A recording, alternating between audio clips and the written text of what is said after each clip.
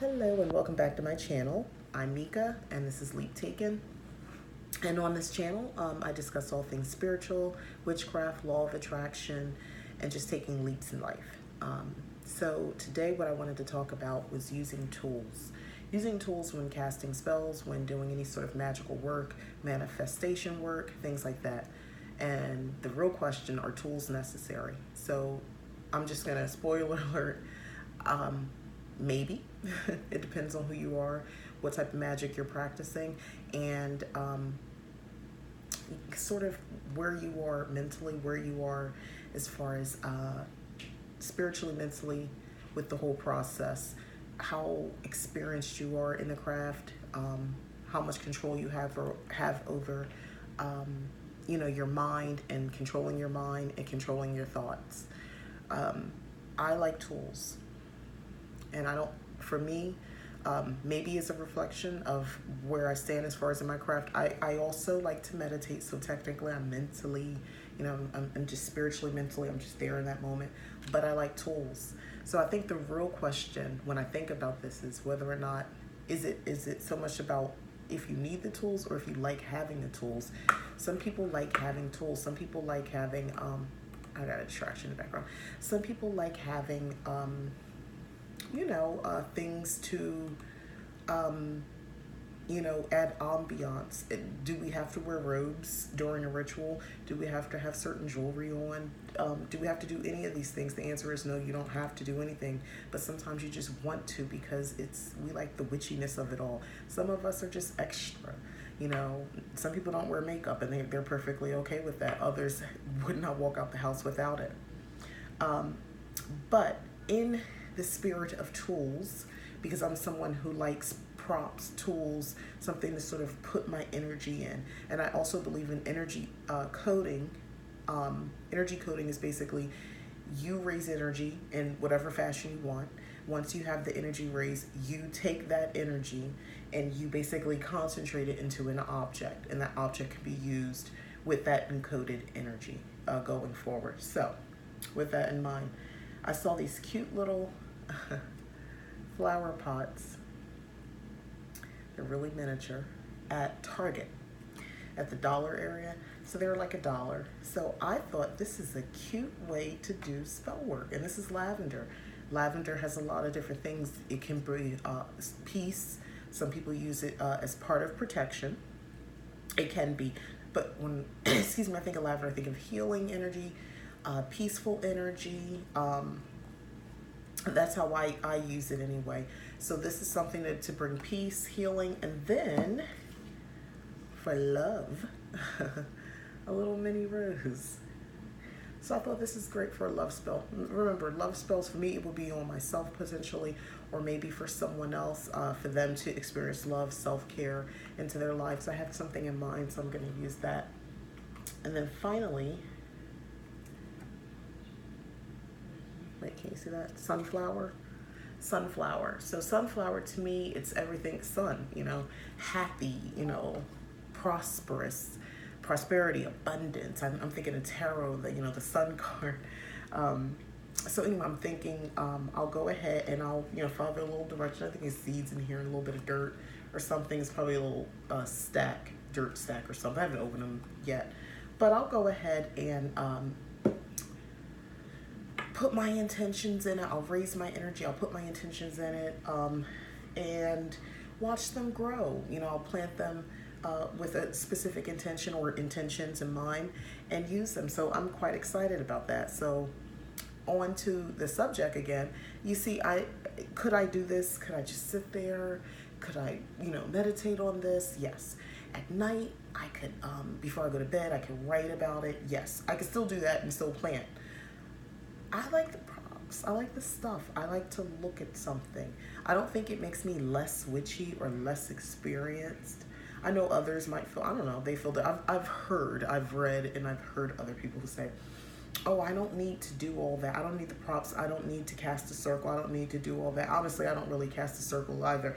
Although I think, you know what? I think I might take that approach again to some of my magic.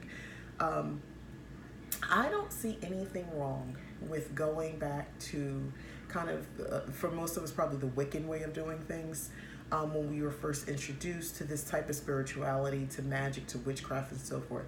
I don't see anything wrong with incorporating those beginner level things. You know, maybe do an old school year and a day to reconnect spiritually. You know, if you do like tools, there's a chance maybe to get some new tools, so you can practice your magic with. Not that I'm encouraging everybody to buy tools and do things, and I'm not, at least at this point, I'm not selling anything, but I don't know. I like them. I like being able to use certain things, especially as someone who practices magic in the home. You know, I like having a little, a spoon or something that I stir with. If I want to, if I want to put a certain intention or do some kitchen magic, I'm going to want to use this particular spoon to stir, you know, because I've already maybe encoded that with energy, and I want to use that to stir the pot to bring about whatever I'm trying to manifest. I don't have it with me because I don't have it out of storage, and I'm really starting to miss it now. So maybe I'm a little bit more relying on tools that I maybe need. I don't know, but I have a wand. My husband, we went to a Renaissance fair a couple years ago, and he was looking. He said, "Why don't you don't have one of these, do you?" And I was like, "No, I don't." I said, "I mean, I need it." I said, I feel like I could direct it through my hands or my mouth. You know, I could speak it. And he's like, no, you should have it. And I'm like, okay. Look, find one. See if you like one. And I found one that connected with me. I have a wand. And I use those when I'm doing cleansings. I'll tap on my tarot cards right before a reading or at the end, like a signifier of like opening and closing that session, that spiritual session. Especially if I'm working with ancestors, and I always tap 3 times. 3 is a number that's very significant to me. That's another thing, getting into numerology, but I'm in Aries. 3 seems to be affiliated with the Aries, and even before I knew that, there's something about the number 3. It resonates with me. But yeah, I like having my wand. I like the tools. Like even the jewelry I wear, this particular jewelry, it's, you know, it's not very expensive or anything like that, but I've enchanted this and I enjoy wearing it. I like having things that probably represent, you know, for others unnecessary because they can mentally do it. I recently heard someone say, "Oh no, I don't really do readings or tarot cards or really use anything because, you know, I can just, you know, think what I want into, you know, reality," or something along those lines. And I'm like, okay, that's pretty cool. It's not that I don't believe them or that I don't think it's possible for me or them, you know, or anyone else for that matter. I think there's room for everybody. And if you want tools and you want to play with your tools and you want to use that in your magical spells, I think that's pretty cool. And I don't think it means that you're less than or less experienced. Now, what happens if you really don't like tools and you just want to master doing, because it's all about intention, right? So you just want to master your spell work and get results, but you don't want to have tools. There's room for you too. Obviously, people are doing it. You can do it, but I think, I don't know, I'm so biased. I like having this stuff. I like the props. I like the perfumes, the oil, the incense. I like the candles. I like it all. It to me mentally puts me in a zone. I guess I could imagine me doing magic without it, but I kind of like it. So I feel like I think of the Catholic Church, for instance. They have there's ceremonial things that they use. Could they just do it without it? Of course. But all these years, they're still using the same tools, and people have come to expect it. And, you know, there you go. So, I don't know, they're doing it. I don't know if that makes any sense. This is sort of an impromptu video. I didn't do any notes, so now this is just me off the cuff. I had heard at least a couple different people talking about, so it was a YouTuber a real life, person, and then there was something I had been reading, and the author was alluding, oh, well, I don't really need to use the tools, but in case you do, here's what you can do. And I'm like, what is that supposed to mean? And it's kind of like oh, I don't need it, but if you do, I've been practicing for years, so it's not necessary for me.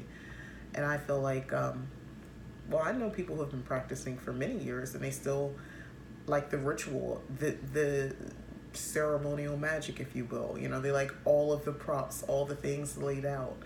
But then again, like I said, it kind of to me is like people who like more embellishments. Maybe they wear makeup, they wear more jewelry, different colored outfits every day. And then you have people who might wear all black and one piece of jewelry every day, or none, or nothing, nothing special. To me, it's just a preference thing. But I'm not going to stop using my props. And I cannot wait to use these little things. I just think they're cute. And it also is a testament that you can use anything for spell work. Think about it. So what I'll do is sorry, I keep touching my nail. I will code the energy specifically, let me think, the loved one. Yeah, because I already talked about that one. So for self-care.